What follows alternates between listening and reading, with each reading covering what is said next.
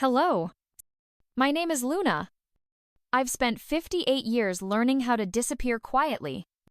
At first, it started small, letting someone else have the last slice of pie. Skipping vacations so my kids could go to summer camp. Pretending I wasn't tired after 10-hour shifts because someone needed help with a science project. But over time, piece by piece, I gave myself away until there was barely anything left. I raised 2 kids as a single mother in Portland, Oregon. Emily, my daughter, was always the bold one. Smart, driven, beautiful in the kind of way that made you want to protect her from everything. And Josh, my youngest, the peacemaker, sweet and steady. Their father left when Josh was 7. He said he needed to find himself. And what he found was a woman 12 years younger in Arizona. I never blamed the kids. I just worked harder, took on double shifts at West and Mason Studios, stayed up late sewing Halloween costumes, clipping coupons, showing up for every piano recital and soccer game. I was the kind of mother you read about in parenting magazines and silently hope your kids appreciate. For years, I told myself they did. 2 weeks ago, on a Tuesday morning in April, I was sitting at my kitchen counter with a cup of coffee, watching my neighbor walk his dog. The sun was unusually bright for Portland. It should have been a good day. I was scrolling through my iPad, checking my emails, when one popped up with the subject line, "Final Wedding Guest List." It was from Emily. I smiled before I opened it. Things had been tense lately. Emily didn't like how often I questioned her fiancé Blake's decisions, or how I kept asking where the money was going. But I chalked it up to wedding stress. I'd already contributed $25. Zero. And had a scheduled transfer for another $40. Zero by the end of the week. I'd been saving that money since Emily was in high school. That wedding was supposed to be my gift to her. When I opened the email, I didn't get a warm "Hi, Mom" or even a "Dear Mom."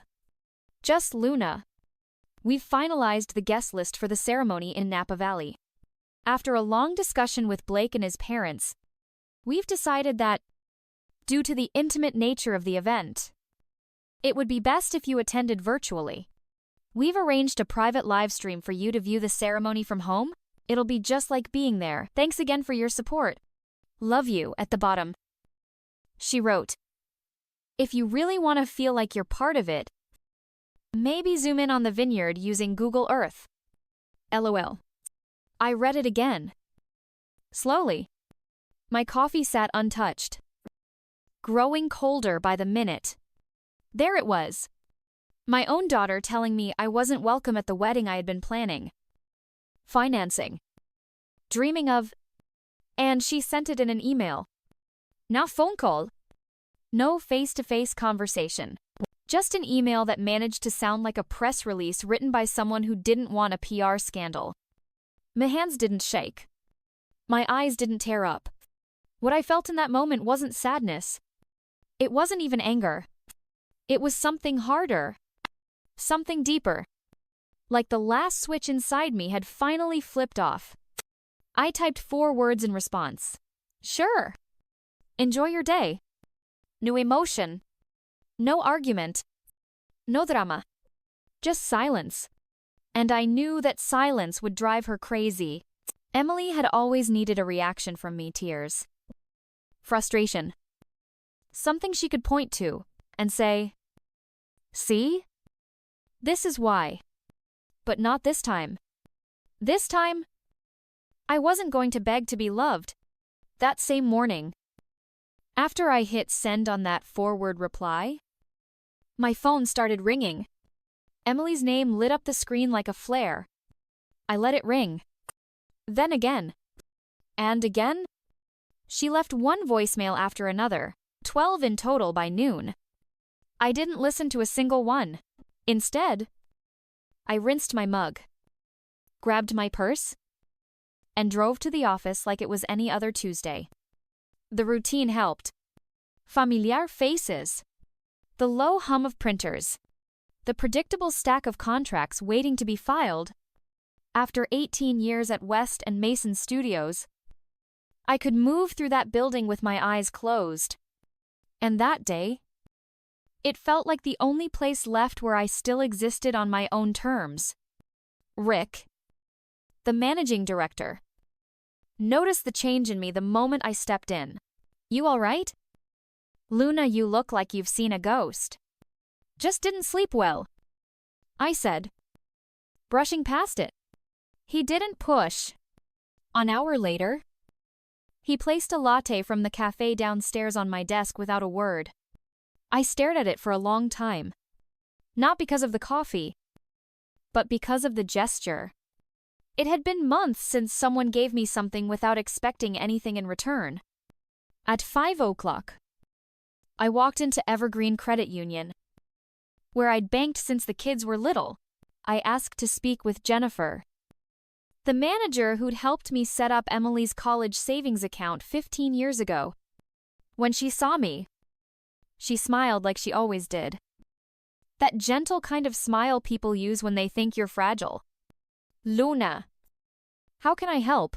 I need to cancel a scheduled transfer," I said. She looked at her screen, then back at me. "The one to the vineyard in Napa, yes? Are you sure? There may be cancellation penalties. I'll pay the fees. The circumstances have changed." She paused, then nodded. "You caught it just in time. It hadn't processed yet." "Sisher. Ling?" On top of the $25. Zero I'd already given.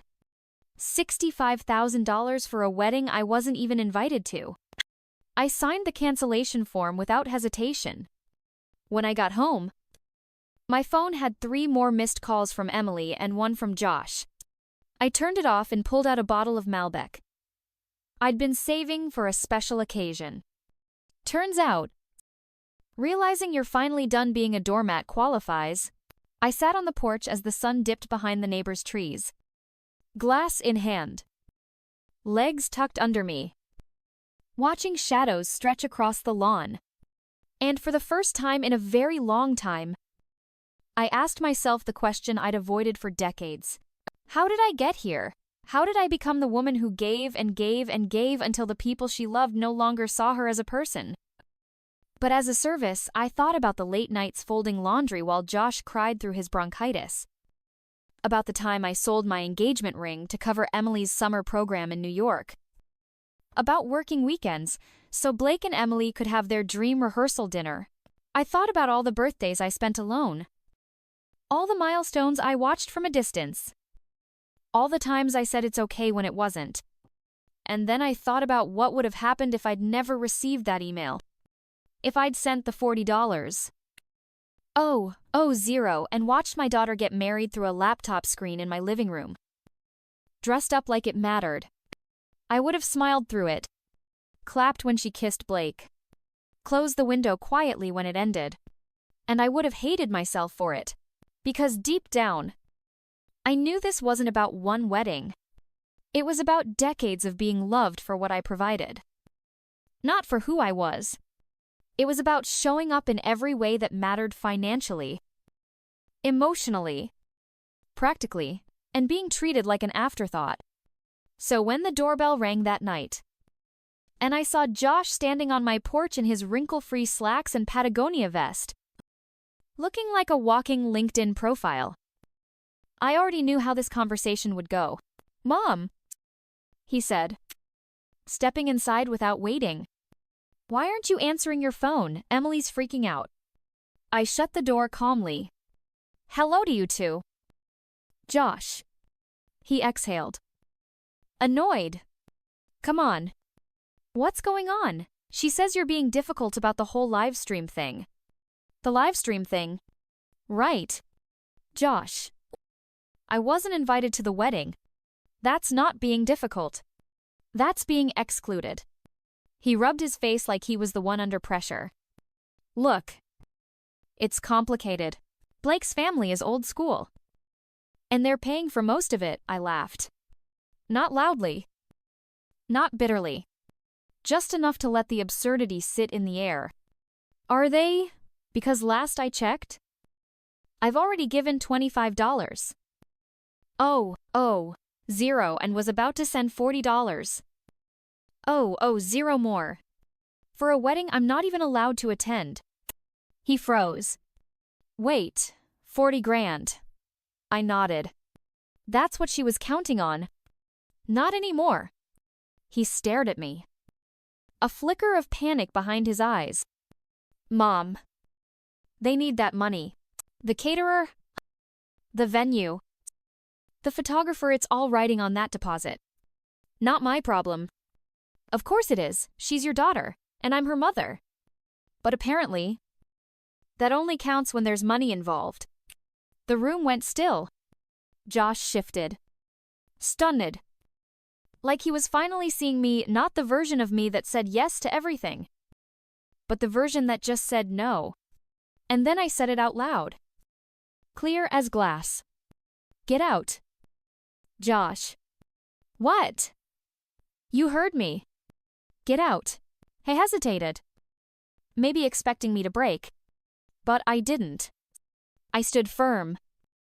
Wineglass steady in my hand. That moment changed something in me. Not because I'd kicked my son out of my house, but because, for the first time in my life, I chose me. The silence after Josh left was unlike anything I'd experienced. It wasn't awkward or tense. It was clean, still, free.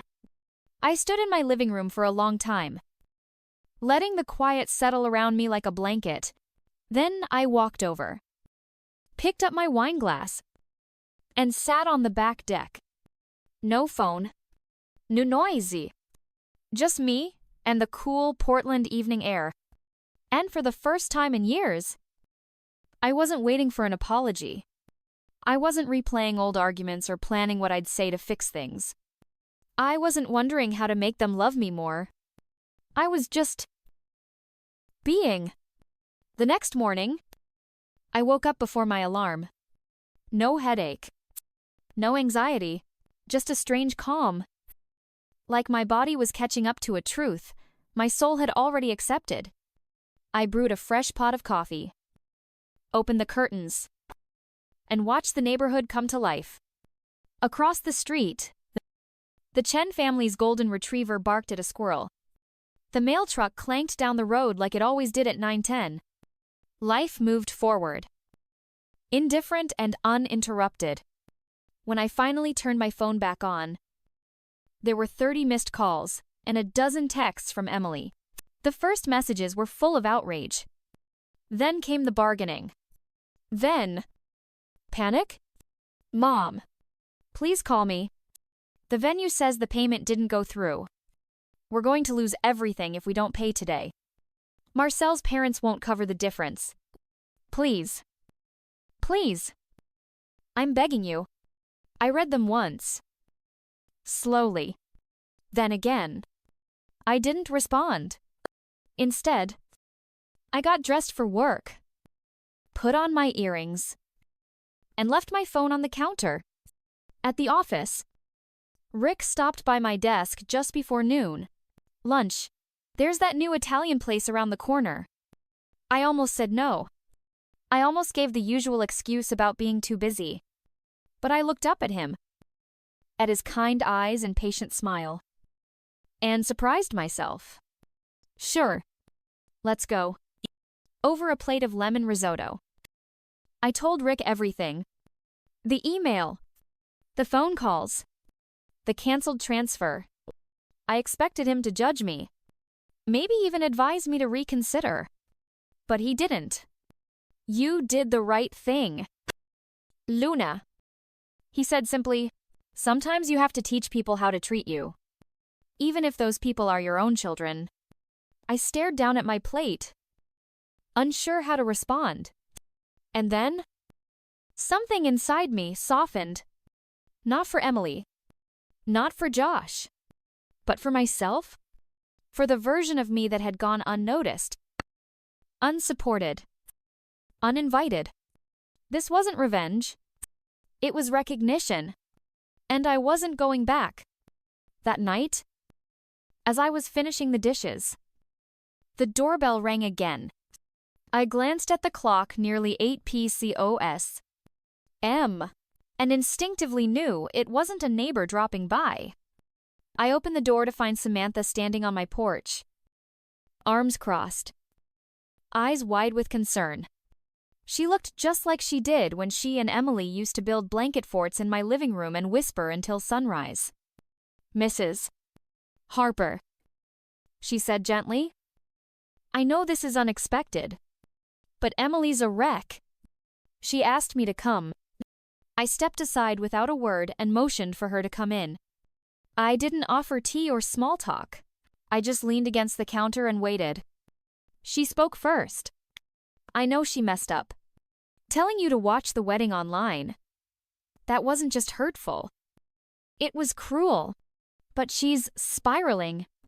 Marcel's family is furious. The venue's gone. The vendors are canceling. She doesn't know what to do." I listened.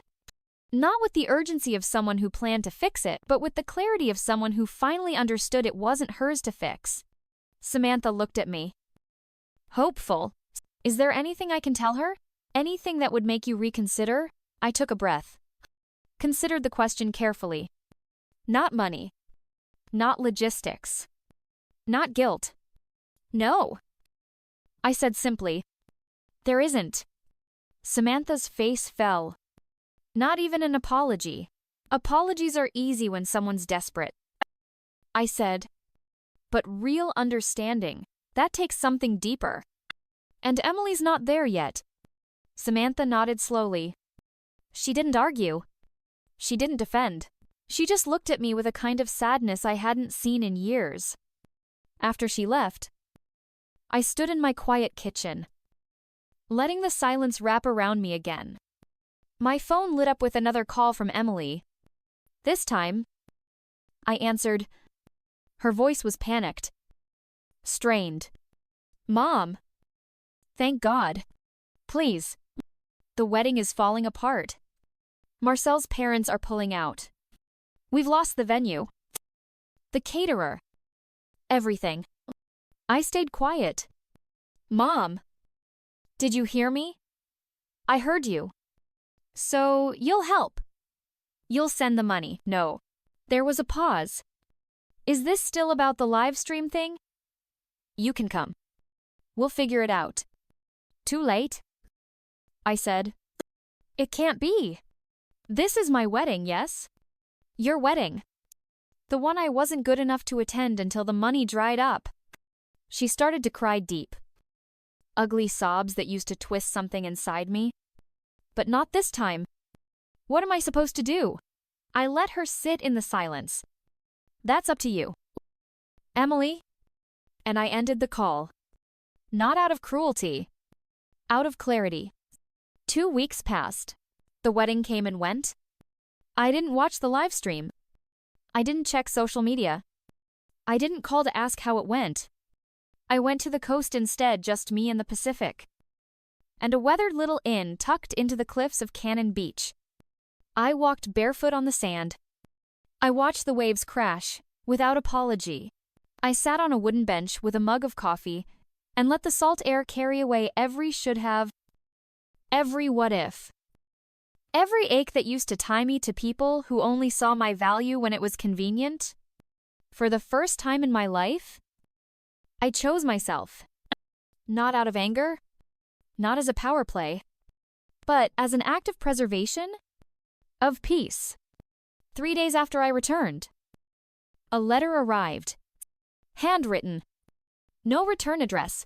The envelope was thick and smudged, like it had been handled a dozen times before finally making it to my door. Inside was a single page. "Mom."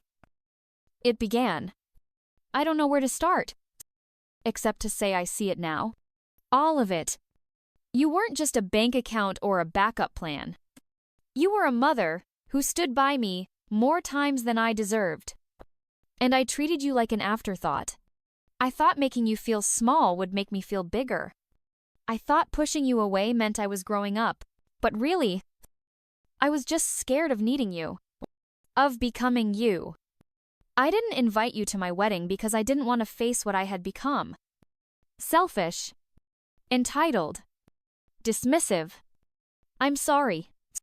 Not because the wedding fell apart, but because I finally understand how often I made you feel invisible and how loud that silence must have been. You didn't deserve that. I don't expect forgiveness. I'm not asking for money. I just hope one day you'll believe that I'm trying to become someone you can be proud of. Love. Emily, I folded the letter and sat with it in my lap. There was no dramatic music playing. No camera zooming in on tears. Just me. In my kitchen. With the late afternoon sun creeping across the floor. The apology came too late for the wedding. But maybe not too late for something else. Not a reset. But a beginning. And this time, on different terms. That night, I wrote her back. It was short. Emily, thank you for your letter. Healing doesn't happen in one day. But honesty is a start. I'm open to a real relationship when you're ready to build it without conditions. Love. Mom, I didn't mail it that night. I let it sit on my nightstand for a week. Then one morning, I drove to the post office and dropped it into the slot without hesitation. No fear. No hope. Just peace. And maybe that's the real lesson here. Sometimes, strength doesn't look like confrontation. Sometimes, it's silence. Sometimes, it's saying no without guilt. Sometimes, it's walking away, not because you don't care, but because you finally care enough about yourself. Your story doesn't have to end in bitterness, but it does have to begin in truth. And the first truth is this: you matter. Even if they don't see it yet. Stand in that. Live in that. And never shrink again. 2 months after I mailed the letter, my phone buzzed with a text I never expected. It was from Emily. Just 3 words. I'm outside. Mom. I stared at the screen for a long time before I moved. My heart beat steady, not from fear. Not from anger. But from something quieter. Readiness. I opened the door. She stood there. No makeup. No jewelry. Hair pulled into a loose bun. Not the Instagram perfect daughter I had once watched, grow up into someone I barely recognized, but something better. Real. She didn't speak right away. Neither did I. And then, in a whisper that cracked halfway through, she said, I came to talk, not to fix things. Just to talk. We sat at the kitchen table. I made coffee. She didn't ask for oat milk or vanilla syrup. Just black. Like I drank it. Funny how something so small felt like a bridge. She told me everything. About the wedding. How it had gone through. Barely scaled down. Quiet. Strained. How Marcel's family had been cold. How the photos felt staged. How she'd smiled, but didn't remember half the day. How it didn't feel like a celebration, it felt like a performance. And she was exhausted. I listened without comment. Then she said something I'll never forget. I built that whole wedding trying to prove I had it all together. But when everything started falling apart, the only person I wanted to call was the one I pushed away the hardest. Her voice cracked again. You. A silence fell between us, not sharp. Not bitter. Just the quiet between 2 people finally hearing each other. She looked up. I don't want money. I don't want pity. I just want you to know I see you now. Not just as mom, but as Luna. A woman. A whole person. For the first time in a long time, I felt the tears come and I let them. Not the wounded kind, Not the helpless kind, but the kind that say, finally, finally. You see me. We talked for hours. Not just about weddings or wounds, but about childhood. Expectations.